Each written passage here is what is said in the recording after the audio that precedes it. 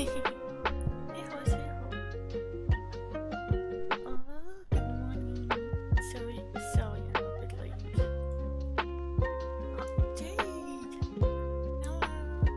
Also, good morning, Suki. Hello, Cody. Hello, Jade. Hi, Tata. Also, thank you for contributing to the challenge, Suki. Ah, thank you. She said sorry I'm late. Like I woke up early enough. Like I got out of bed early enough, but I didn't wake up properly. It took a long time to really wake up. Equality.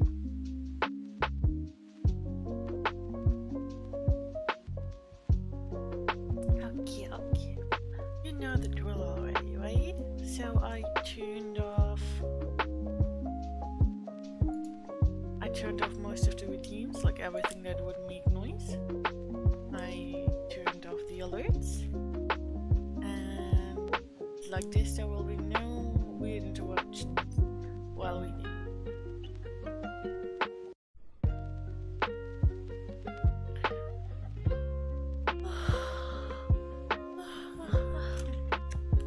Just gotta get the keyboard out of the way.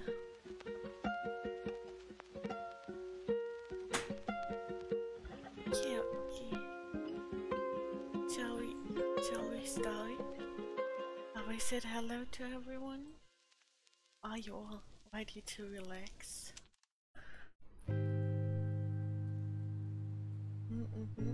Good.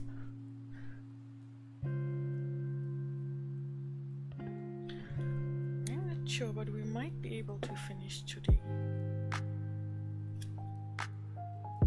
Let's see. I need more light. Better. More light is better. Okay. What? I'm not yawning. I would never.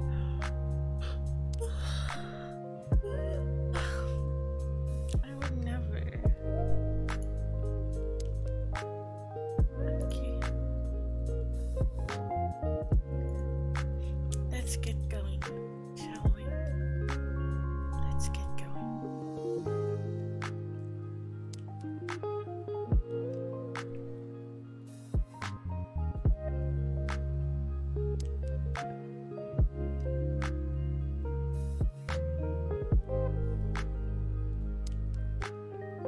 August 19th. Dear Daddy Longland, my window looks out on the loveliest oceanscape rather. Nothing but water and rocks. Summer goes. I spend the morning with Latin and English and algebra and my two stupid girls. I don't know how Marianne is ever going to get into college or stay in after she gets there. As for Florence, she's hopeless. But oh, such a little beauty. I don't suppose it matters in the least whether they are stupid or not, as long as they are pretty. One can't help thinking there, or the conversation will bore their husbands, unless they are fortunate enough to obtain stupid husbands. I suppose that's quite possible. The world seems to be filled with stupid men. I've met a number this summer. In the afternoon, take a walk on the cliffs, or swim if the tide is right. I can swim in salt water with the utmost ease. You see, my education is already being put to use. A letter comes from Mr. Jervis Pendleton in Paris, with a short, concise letter. I'm not quite forgiving yet for refusing to follow his advice. However, if he gets back in time, he will see me for a few days at Loch Willow before college opens. If I am very nice and sweet and docile, I shall, I am led to infer, be received into favor again. Also, a letter from Sally. She wants me to come to the camp for 2 weeks in September. Must I ask her permission, or haven't I yet arrived at a place where I can do as I please? Yes, I am sure I have. I'm a senior, you know. Having worked all summer, I feel like taking a little healthful recreation. I want to see the Adirondacks. I want to see Sally. I want to see Sally's brother. He's going to teach me to canoe. And come to my chief motive, which is me. I want Master Jerry to arrive at Loch Willow, find me not there. I must show him that he can't dictate to me. No one can dictate to me but you, Daddy, and you can't always. I'm off for the woods. Judy. September 6th, Camp McBride. Dear Daddy, your letter didn't come in time, I am pleased to say. If you wish your instructions to be obeyed, you must have your secretary transmit them in less than 2 weeks. As you observe, I am here, I have been for 5 days. The woods are fine, and so is the camp, and so is the weather, and so are the McBrides, and so is the whole world. I'm very happy. There's Jimmy calling for me to come canoeing. Goodbye. Sorry to have disobeyed, but why are you so persistent about not wanting me to play a little? When I've worked all summer, I deserve 2 weeks. You're awfully doggone on Manglish. However, love you still, Daddy, in spite of all your faults. Judy. October 3rd. Dear Daddy Longlegs, back at college and a senior, also editor of the monthly. It doesn't seem possible, does it, that so sophisticated a person just 4 years ago was an inmate of the John Grier? We do away fast in America. What do you think of this? A note from Master Jerry directed to Loch Willow and forwarded here. He's sorry, but he finds that he can't get up there this autumn. He's accepted an invitation to go yachting with some friends. However, I've had a nice summer and I'm enjoying the country. And he knew all the time that I was with the McBrides, for Julia told him so. You men ought to leave intrigue to women. You haven't a light enough touch. Julia has a trunk full of the most ravishing new clothes. An evening gown of rainbow Liberty crepe that would be fitting raiment for angels in paradise. And I thought that my own clothes this year were unprecedentedly, is there such a word? Beautiful. I copied Mrs. Peterson's wardrobe with the aid of a cheap dressmaker. And though the gowns didn't turn out quite trends of the originals, I was entirely happy until Julia unpacked. But now I live to see Paris. Dear Daddy, aren't you glad you're not a girl? I suppose you think that the fuss we make over clothes is too absolutely silly. It is, no doubt about it. But it's entirely your fault. Did you ever hear about the learned Herr Professor, who regarded unnecessary adornment with a contempt and figured sensible, utilitarian clothes for women? His wife, who was an obliged creature, adopted dress reform. And what do you think he did? He eloped with a chorus girl. Yours ever, Judy. P.S. The chambermaid in our corridor wears blue checked gingham apron. I'm going to get her some brown ones instead. Sink the blue ones in the bottom of the lake. They have a reminiscent chill every time I look at them. November 17th. Dear Daddy Longlegs, such a blight has fallen on my little Maria. I don't know whether to tell you or not. I would like some sympathy. Silent sympathy, please. Not reopen the wound by referring to it in your next letter. I've been writing a book all last winter in the evenings, all the summer when I wasn't teaching Latin to my 2 stupid children.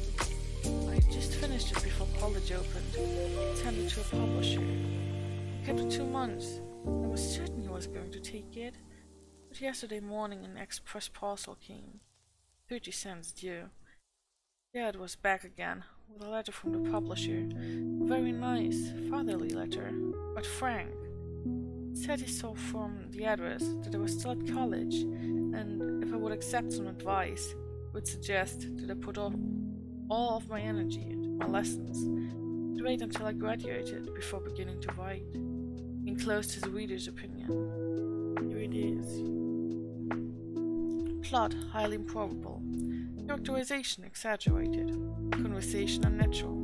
A good deal of humor, but not always in the best of taste. Tell her to keep on trying, and in time she may produce a real book. Not on the whole flattering, is it, Daddy? And I I thought I was making a notable addition to American literature.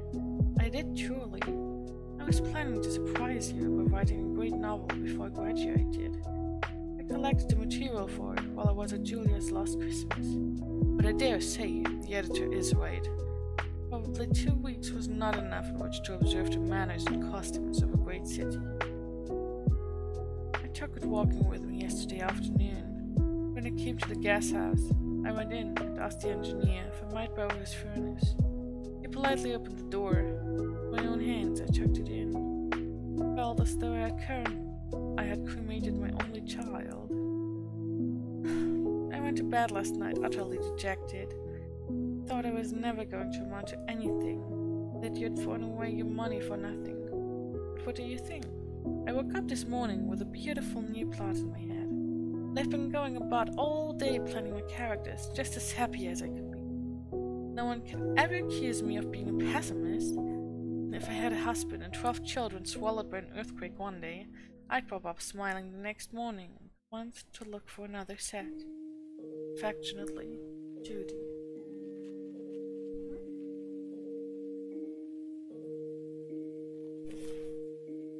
Yes, I hope you can sleep well, Polly.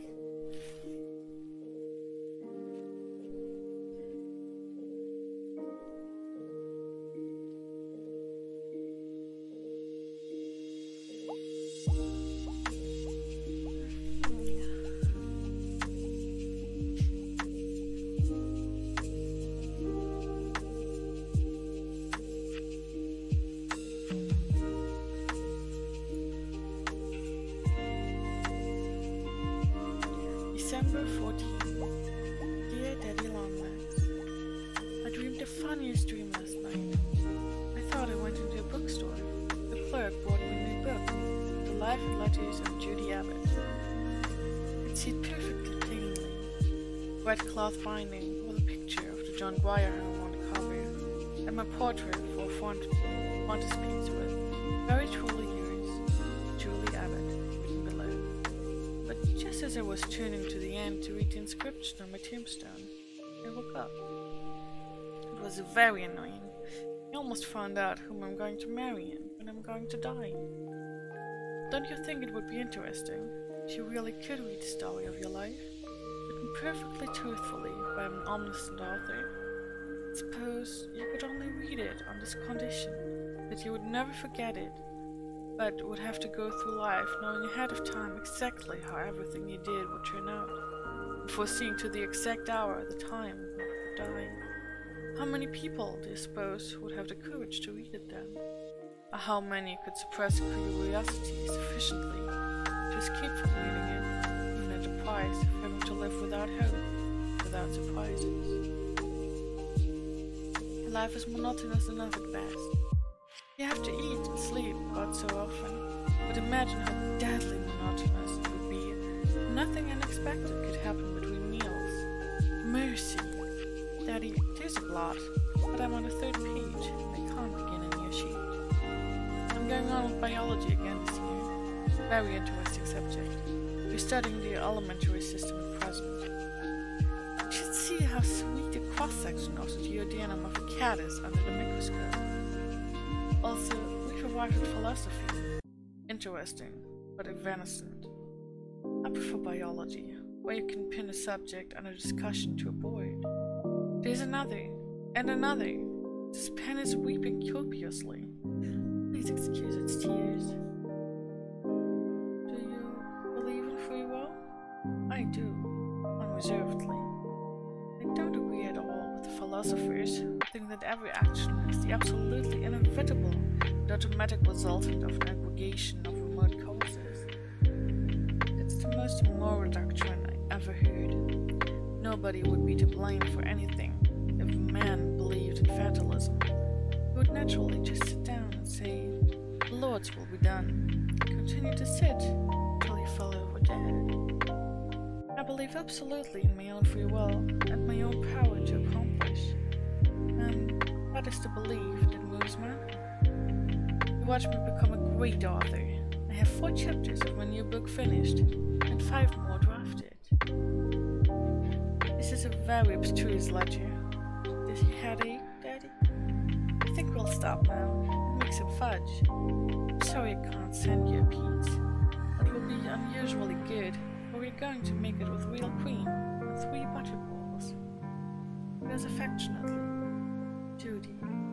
Yes, we're having fancy dancing in gymnasium class. You can see by the accompanying picture how much we look like a real ballet. One at the end, accomplishing a graceful pirouette, it's me. I. December 26th.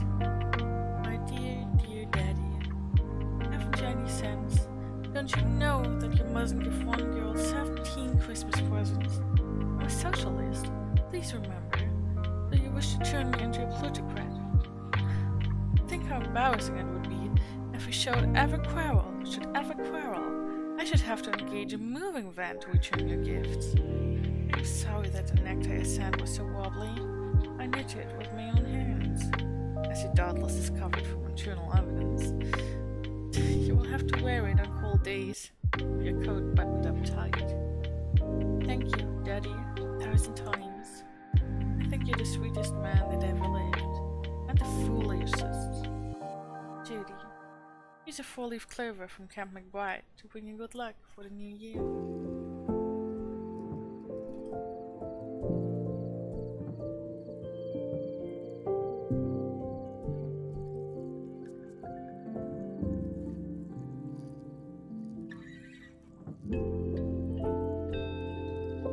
January 9th. Do you wish to do something, Daddy, that will ensure your eternal salvation? There's a family here who are in awfully desperate straits. A mother and father and 4 visible children. The 2 older boys have disappeared into the world, made a fortune, have not sent any of it back. Father worked in a glass factory and got consumption. It's awfully unhealthy work. Now has been sent away to a hospital. That took all the savings, and the support of the family falls upon the oldest daughter, who is 24. She dressmakes for $1.50 a day, when she can get it, and embroiders centerpieces in the evening. The mother isn't very strong, but extremely ineffectual and pious. She sits with her hands folded, a picture of patient resignation, while the daughter kills herself with overwork, responsibility, worry. She doesn't see how they are going to get through the rest of the winter, but I don't either. $100 would buy some coal and some shoes for 3 children, so that they could go to school and give a little margin so that she needn't worry herself to death when a few days pass and she doesn't get work. You're the richest man I know. Do you suppose spare $100? Girl deserves help a lot more than I ever did. I wouldn't ask it except for the girl. I don't care much what happens to the mother. She's such a jellyfish. People are forever rolling their eyes to hear heaven and sing. Perhaps it's all for the best. When they are perfectly dead sure it's not, makes me enraged. Quality, resignation, or whatever you choose to call it. It's simply impotent inertia. Time for a more militant religion. You're getting the most dreadful lessons in philosophy. All of Schopenhauer for tomorrow. Webster doesn't seem to realize that we are taking any other subject. He's a queer old duck. He goes about with his head in the clouds, blinks dazedly when occasionally he strikes solid earth.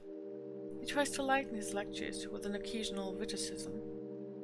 And we do our best to smile, but I assure you his jokes are no laughing matter. He spends his entire time between classes and trying to figure out whether matter really exists or whether he only thinks it exists. I'm sure my sewing girl hasn't any doubt that it exists. Where do you think my new novel is? In the wastebasket. I can see myself that it's no good on earth. When a loving author realizes that, what would be the judgment of a critical public? Later. I address you, Daddy, from a bed of pain. For 2 days I've been laid up with swollen tonsils. I can just swallow hot milk. That is all. What were your parents thinking of not to have those tonsils out when you were a baby? The doctor wished to know. Sure, I haven't an idea, but I doubt as they were thinking much about me. Yours, Jay. Next morning. I just read this over before sealing it. I don't know why I cast such a misty atmosphere over life. I hasten to assure you that I am young and happy and exuberant, and I trust you are the same. Youth has nothing to do with birthdays, only with aliveness, spirit. So even if your hair is grey, Daddy, you can still be a boy. Affectionately, Judy.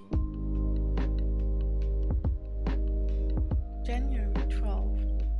Dear Mr. Philanthropist, your check for my family came yesterday. Thank you so much. I cut gymnasium and took it down to them right after luncheon, and you should have seen the girl's face. She was so surprised and happy and relieved that she looked almost young. She's only 24. Isn't it pitiful? Anyway, she feels now as though all the good things were coming together. She has steady work ahead for 2 months. Someone's getting married, and there's a trousseau to make. Thank the good Lord, cried the mother when she grasped the fact that that small piece of paper was $100. Wasn't a good Lord at all, said I. It was Daddy Longlegs, Mr. Smith, I called you. But it was the good Lord who put it in his mind, said she. Not at all. I put it in his mind myself, said I. But anyway, Daddy, I trust the good Lord will reward you suitably. You deserve 10,000 years of out of purgatory. This mostly, Judy Abbott. February 15th. May it please your most excellent majesty. This morning I did eat my breakfast on a cold turkey pie and a goose, and I did send for a cup of tea, a China drink, of which I had never drank before. Don't be nervous, Daddy. I haven't lost my mind. I'm merely quoting some more papers. We're reading him in connection with English history, original sources. Sally and Julia and I converse now in the language of 1660. Listen to this. I went to Charing Cross to see Major Harrison hanged, drawn in portrait. You're looking as cheerful as any man could do in that condition. And this. Dined with my lady, who was in handsome mourning for her brother who died yesterday of spotted fever. Seems a little early to commence entertaining, doesn't it? A friend of Pippi's devised a very cunning manner whereby the king might pay his debts out of the sale to poor people of all decayed provisions. What do you, a reformer, think of that?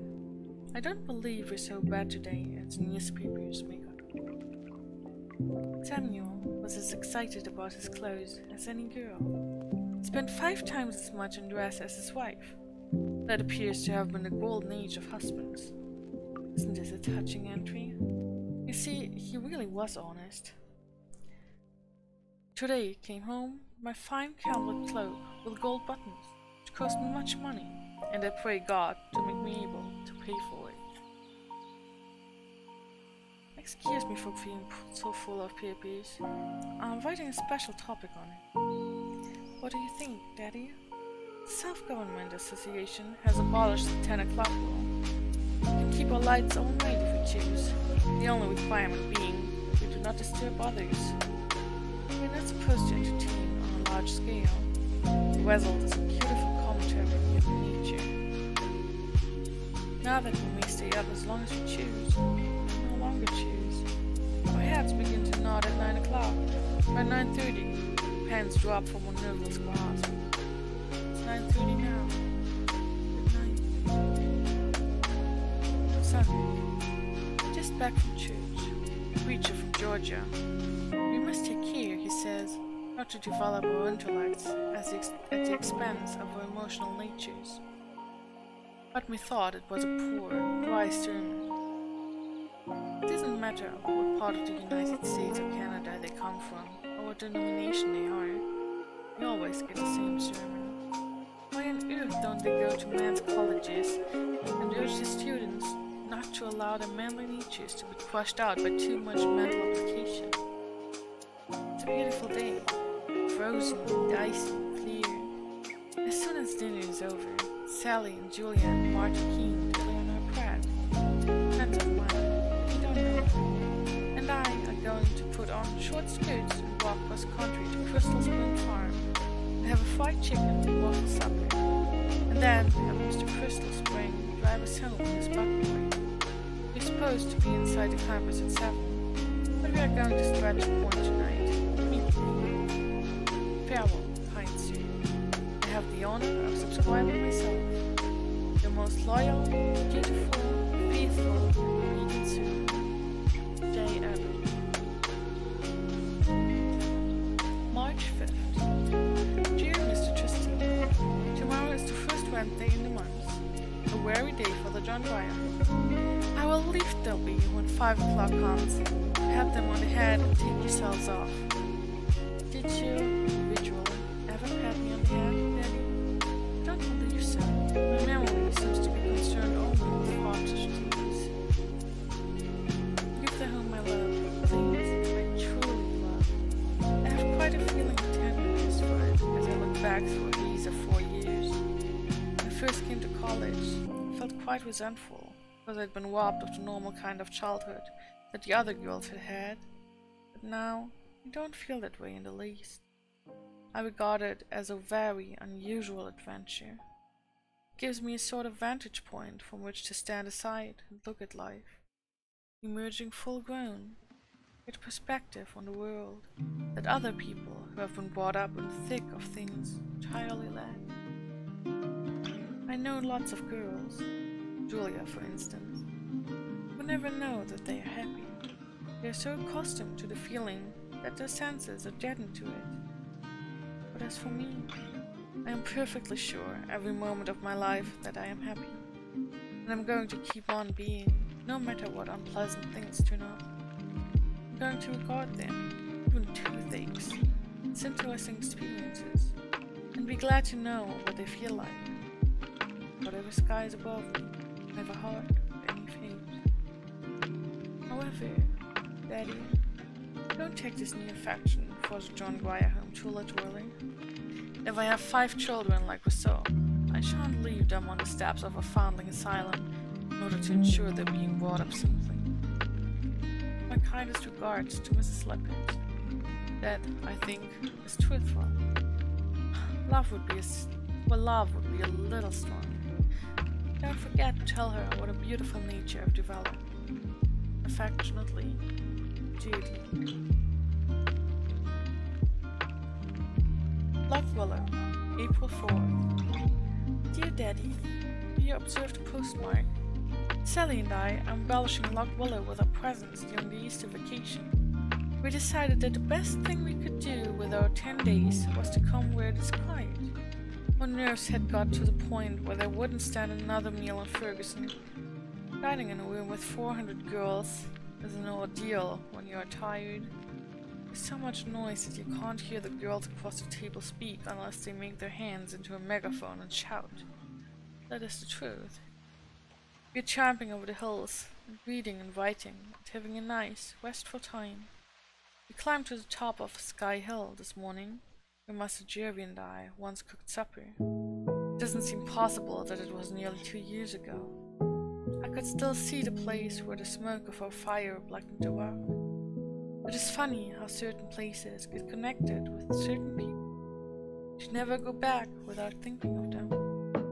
I was quite lonely without him for 2 minutes. What do you think is my latest activity, Daddy? You'll begin to believe that I am incorrigible. I'm writing a book. I started it 3 weeks ago, and I'm eating it up in chunks. I've caught the secret. Master Jervy and that editor man were right. You're most convincing when you write about the things you know. And this time it is about something that I do know, exhaustively. Guess where it is laid? In the John Grier home. And it's good, Daddy. I actually believe it is. Just about the tiny little things that happen every day. I'm a realist now. I've abandoned romanticism. I shall go back to it later though, when my own adventurous future begins. This new book is going to get itself finished and published. You see if it doesn't.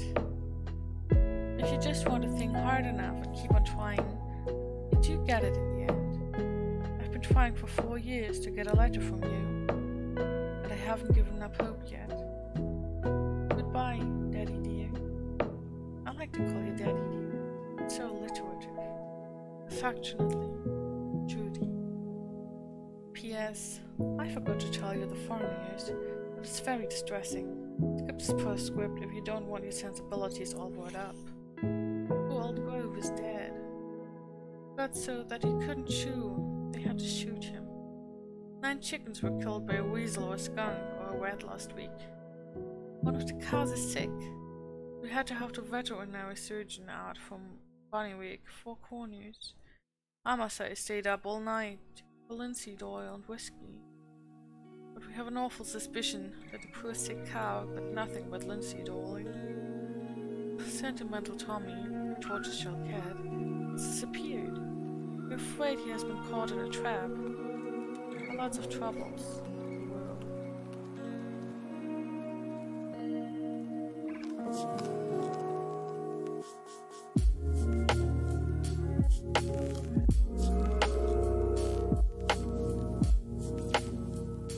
May 17th. Dear Daddy Longlegs, this is going to be extremely short because my shoulder aches at the sight of a pen. Lecture notes all day, immortal novel all evening, make too much writing. Commencement 3 weeks from next Wednesday. I think you might come and make my acquaintance. I shall hate you if you don't. Julie is inviting Master Jervy, he being her family, but Sally is inviting Jimmy McBee, he being her family. But who's there for me to invite? Just you and Lippet. But I don't want her. Please come. Yours with love, Writer's Cramp, Judy. Luckwillow, June 19. Dear Daddy Longlegs, I'm educated. My diploma is in the bottom bureau drawer with my 2 best dresses. Commencement was as usual, with a few showers at vital moments. Thank you for your rosebuds. They were lovely. Master Jervy and Master Jimmy both gave me roses too, but I left theirs in the bathtub, carried yours, last possession. Here I am at Luckwillow for the summer. Forever, maybe. The board is cheap, the surroundings quiet and conducive to a literary life. What more does a struggling author wish? I am mad about my book. Think of it every waking moment, and dream of it at night. All I want is peace and quiet, lots of time to work, interspersed with nourishing meals. Master Jervy's coming up for a week or so in August. Jimmy McBride is going to drop in sometime through the summer. He's connected with a bond house now, goes about the country selling bonds to banks. He's going to combine the Farmers National at the Corners and me on the same trip. You see that Luckwillow isn't entirely lacking in society. I'd be expecting to have you come motoring through, only I know now that this is hopeless. And you wouldn't come to my commencement. I tore you from my heart, buried you forever. Judy Abbott, A. July 24th. Dearest Daddy Longlegs, isn't it fun to work? Or don't you ever do it? It's especially fun when your kind of work is the thing you'd rather do more than anything else in the world. I've been writing as fast as my pen would go every day this summer. My only quarrel with life is that the days aren't long enough to write all the beautiful, valuable, entertaining thoughts I'm thinking. I finished the 2nd draft of my book, and I'm going to begin the 3rd tomorrow morning at 7:30. It's the sweetest book you ever saw. It is, really. I think of nothing else. I can barely wait in the morning to dress and eat before beginning. Then I write and write and write, till suddenly I'm so tired that I'm limp all over.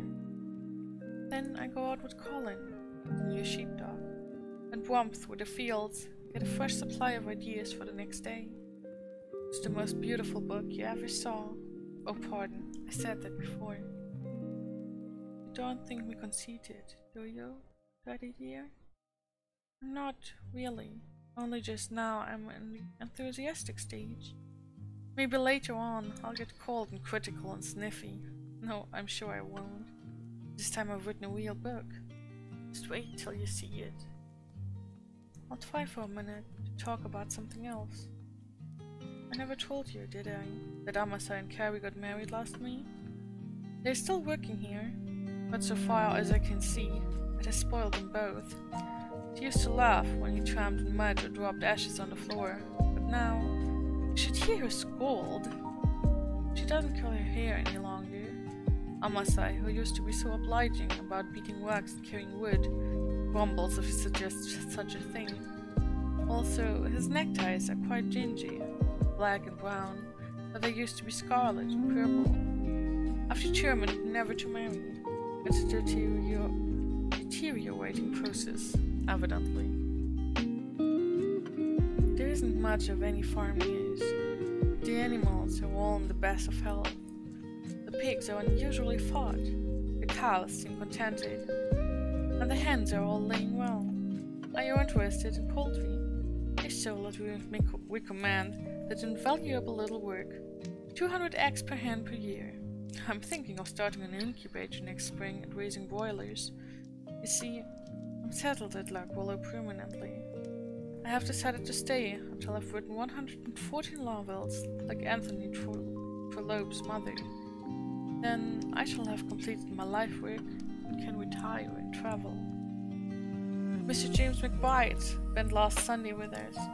Fried chicken and ice cream for dinner, both of which he appeared to appreciate. I was awfully glad to see him, for a momentary reminder that the world at large exists. Poor Jimmy is having a hard time peddling his bonds. The Farmers National at the Corners wouldn't have anything to do with them in spite of the fact that they pay 6%. 6% interest and sometimes 7%. I think he'll end up by going home to Webster and taking a job in his father's factory. He's too open and confiding and kind-hearted ever to make a successful financier, but to be the manager of a flourishing overall factory is a very desirable position, don't you think? Just now he turns up his nose at overalls, but he'll come to them. I hope you appreciate the fact that this is a long letter from a person with writer's cramp. I still love you, Daddy. I'm very happy. Beautiful scenery all about, lots to eat, the comfortable 4-post bed, and a ream of blank paper, and a pint of ink. What more does one want in the world? Yours as always, Judy. P.S. The postman arrives with someone news. We are to expect Master Jervy on Friday, next to spend a week. That's a very pleasant prospect, only I am afraid my pure book will suffer. Master Jervy is very demanding. Hello Trinity, how are you doing?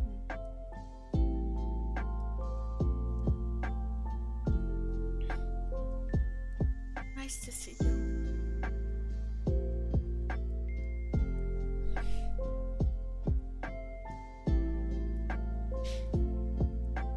August 27th. Dear Daddy Longlegs, where are you? I wonder. I never know what part of the world you're in, but I hope you're not in New York during this awful weather. I hope you're on a mountain peak, but not in Switzerland, somewhere nearer, looking at the snow and thinking about me. Please be thinking about me. I'm quite lonely. I want to be thought about. Oh, Daddy, I wish I knew you. Then, when we were unhappy, we could cheer each other up. I don't think I can stand much more of Loch Willow. I'm thinking of moving. Sally is going to do settlement work in Boston next winter. Don't you think it would be nice for me to go with her, and we could have a studio together? I would write while settled. While she is settled, we could be together in the evening. Evenings are very long when there is no one but the samples and Carrie and Almasai to talk to. I know in advance that you won't like my studio idea. I can read your secretary's letter now. Mr. Joshua Abbott. Dear Madam, Mr. Smith prefers that you remain at Loch Willow. Yours truly, Elma H. Griggs. I hate your secretary. I'm certain that a man named Elma H. Griggs must be horrid. But truly, Daddy, I think I shall have to go to Boston. I can't stay here. If something doesn't happen soon, I shall throw myself into the silo pit out of sheer desperation. Mercy, but it's hot. All the grass is burned up, the brooks are dry, the roads are dusty. It hasn't rained for weeks and weeks. This letter sounds as though I had hydrophobia. I haven't. I just want some family. Goodbye, dearest Daddy. I wish I knew you. Judy. Loch Willow, September 19. Dear Daddy, something has happened and I need advice. I need it from you, from nobody else in the world. Wouldn't it be possible for me to see you? It's so much easier to talk than to write. I'm afraid your secretary might open the letter. Judy. P.S. I'm very unhappy. Loch Willow, October 3rd. Dear Daddy Longlegs, your note written in your own hand, the pretty wobbly hand, came this morning. I'm so sorry that you have been ill. I wouldn't have bothered you with my affairs if I had known. Yes, I will tell you the trouble, but it's sort of complicated to write and very private. Please don't keep this letter, but burn it. Before I begin, it's a check for $1,000. Seems funny, doesn't it, for me to be sending a check to you?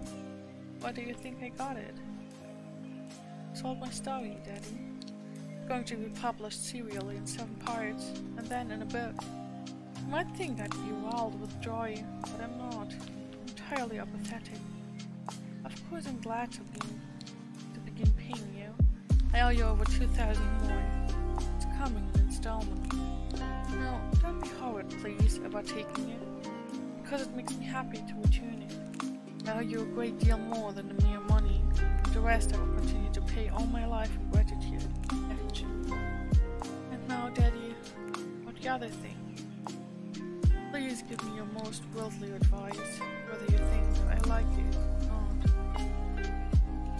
You know that I've always had a very special feeling towards you. It sort of represented my whole family. But you won't mind, will you? I tell you that I have a very much more special feeling for another man. You probably guessed without much trouble who he is. Suspected my letters have been very full of Master Jerry for a very long time. I wish I could make you understand what he is like and how entirely companionable we are. You think the same about everything. I'm afraid I have a tendency to make over my ideas to match his, but he is almost always right. He ought to be, you know, but he has 14 years start of me. In other ways, though, he's just an overgrown boy, and he does need looking after. He hasn't any sense about wearing rubbers when it rains. He and I always think the same things are funny. That is such a lot. It's dreadful when two people's senses of humor are antagonistic. I don't believe there's any bridging that gulf. And he is, oh well, he's just himself. I miss him, and miss him. The whole world seems empty, aching. I hate the moonlight because it's beautiful and he isn't here to see it with me.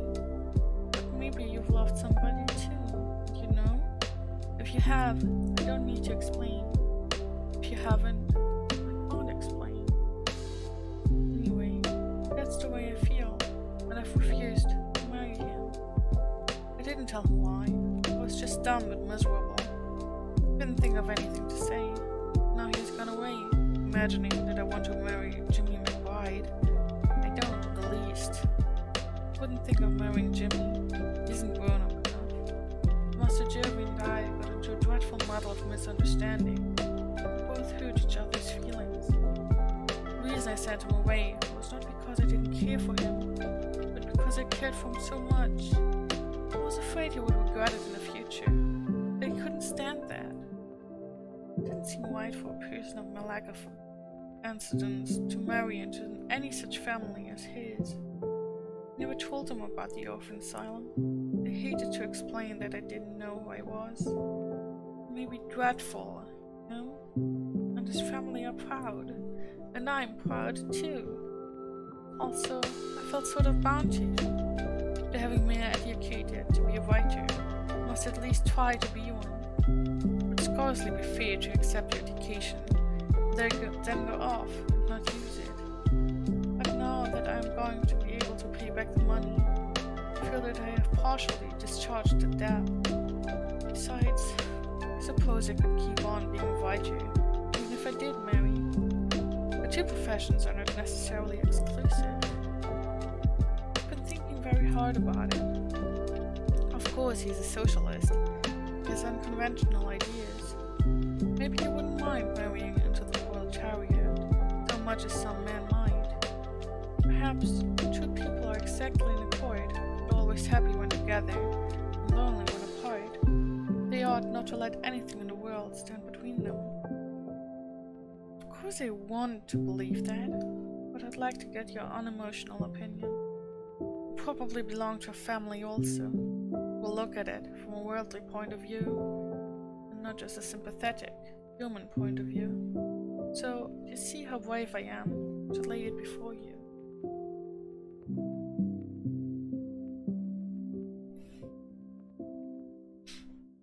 Suppose I go to him and explain that the trouble isn't Jimmy, but is a John Grier home. Will that be a dreadful thing for me to do? It would take a great deal of courage. I'd almost rather be miserable for the rest of my life. It's happened nearly 2 months ago. I haven't heard a word from him since he was here. It's just getting sort of acclimated to the feeling of a broken heart. When a letter came from Julia, that stirred me all up again. He said, very casually, that Uncle Jervis had been caught out all night in a storm when he was hunting in Canada. Had been ill ever since with pneumonia. I never knew it. I was feeling hurt because he had just disappeared into blankness without a word. I think he's pretty unhappy, and I know I am. What seems to you the right thing for me to do? Judy. October 6th. Can you study longer? Yes, certainly I'll come. At 4:30 next Wednesday afternoon. Of course I can find a way. I've been in New York 3 times, and I'm not quite a baby. I can't believe that I'm really going to see you. I've been just thinking you so long that it hardly seems as though you're a tangible, flesh and blood person. You're awfully good, Daddy, to bother yourself with. You're not strong. You can't, don't catch cold. These fall rains are very damp. Affectionately, Judy. P.S. I've just had an awful thought.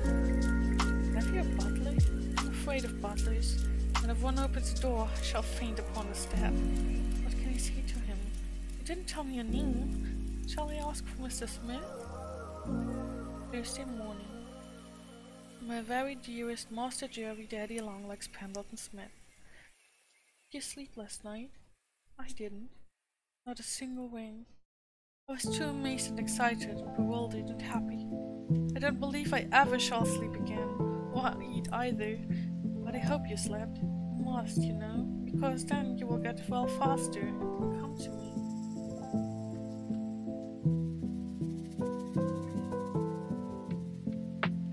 Wait, why the heck are you still hearing the BGM? You're not supposed to. Why am I only hearing about this now? What the heck? It's not supposed to be active. I turned desktop audio off.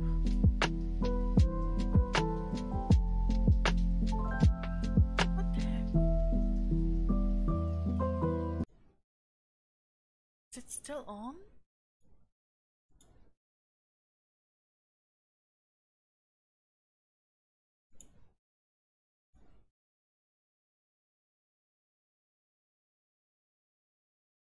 So weird.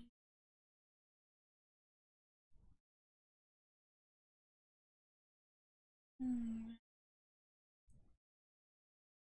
Dear man, I can't bear to think how ill you've been, and all the time I never knew it. When the doctor came down yesterday to put me in the cab, he told me that for 3 days they gave you up. Oh, dearest, if that had happened, the light would have gone out of the world for me. Suppose that some day in the far future, one of us must leave the other, but at least we shall have had our happiness. There will be memories to live with. I meant to cheer you up, but instead I have to cheer myself. For, in spite of being happier than I ever dreamed I could be, I'm also soberer. The fear that something may happen rests like a shadow on my heart. Always before I could be frivolous and carefree and unconcerned, as I had nothing precious to lose. But now I shall have a great big worry all the rest of my life. Whenever you are away from me, I shall be thinking of all the automobiles that can run you over, or the signboards that can fall on your head, or the dreadful, squirmy germs that you may be swallowing.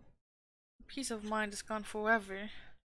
Anyway, I never cared much for just plain peace. Please get well fast, fast, fast. I want to have you close by, where I can touch you and make sure you're changeable. Such a little half hour we had together. I'm afraid maybe I dreamed it. If I were only a member of your family, a very distant fourth cousin, then I could come and visit you every day, read aloud and plump up your pillows and smooth out those 2 little wrinkles in your forehead, and make the corners of your mouth turn up in a nice, cheerful smile. But you're cheerful again, aren't you? You were yesterday before I left. The doctor said I must be a good nurse that you look 10 years younger. I hope that being in love doesn't make everyone 10 years younger. Will I still care for me, darling? Will turn out to be only 11? Yesterday was the most wonderful day that could ever happen.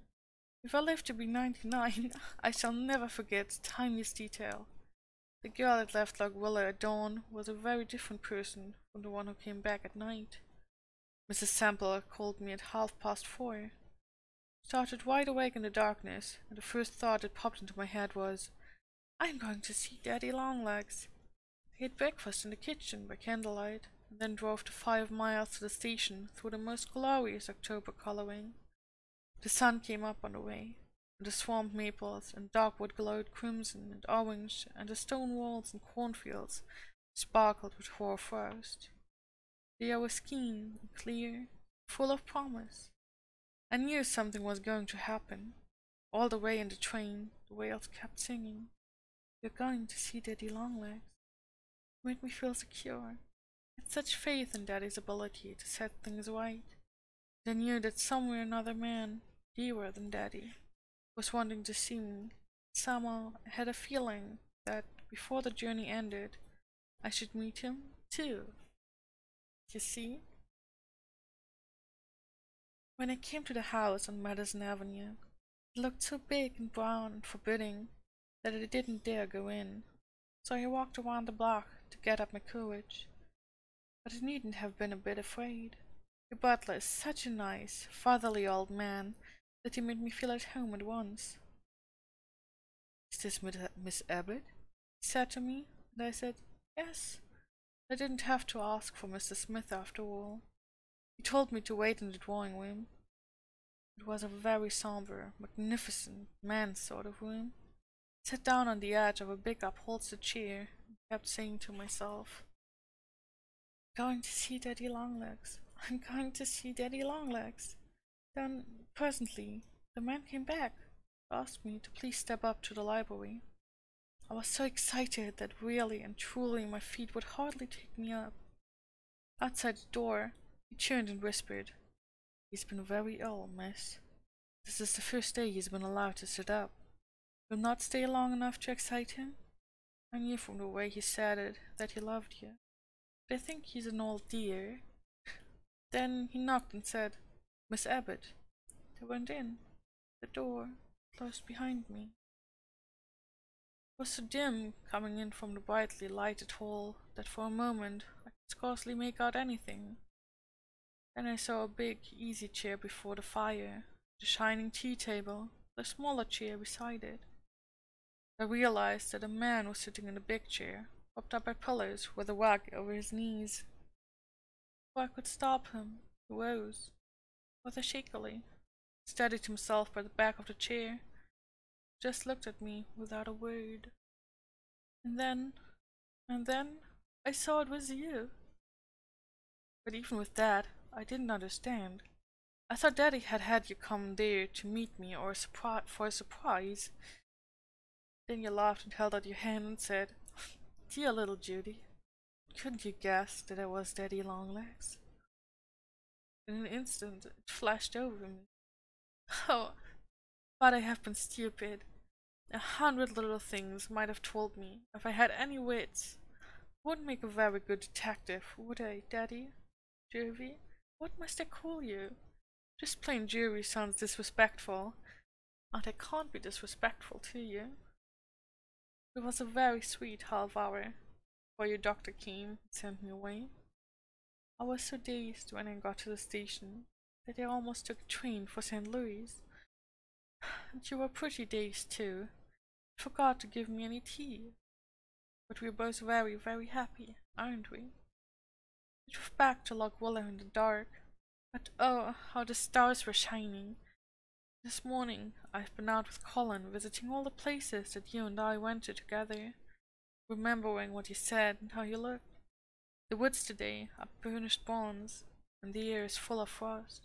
It's climbing weather. Wish you were here to climb the hills with me. I am missing you dreadfully, Jervy dear. But it's a happy kind of missing. We'll be together soon. We belong to each other now, really and truly, no make-believe. Doesn't it seem queer for me to belong to someone at last? It seems very, very sweet. I shall never let you be sorry for a single instant. Yours forever and ever, Judy. P.S. This is the first love letter I ever wrote. Isn't it funny? I didn't know how.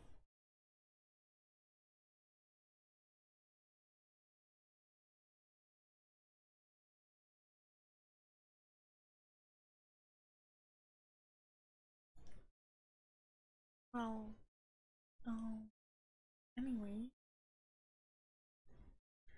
that's the end of the story. Mm.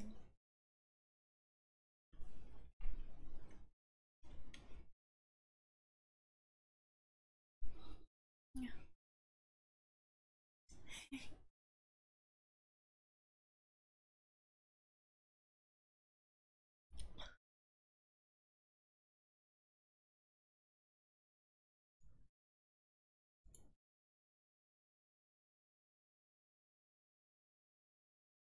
It's quite a beautiful story.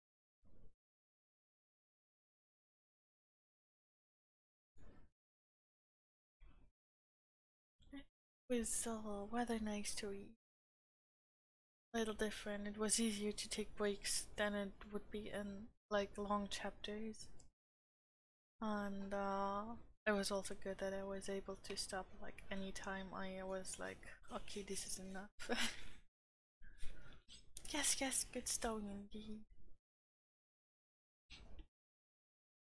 I've never been reading before, like I just the basics, because it has been adapted in after all.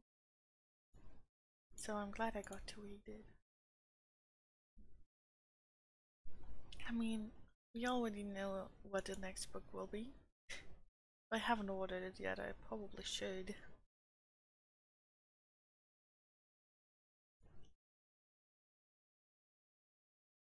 Okay. I will be sending you off to watch some art. Oh.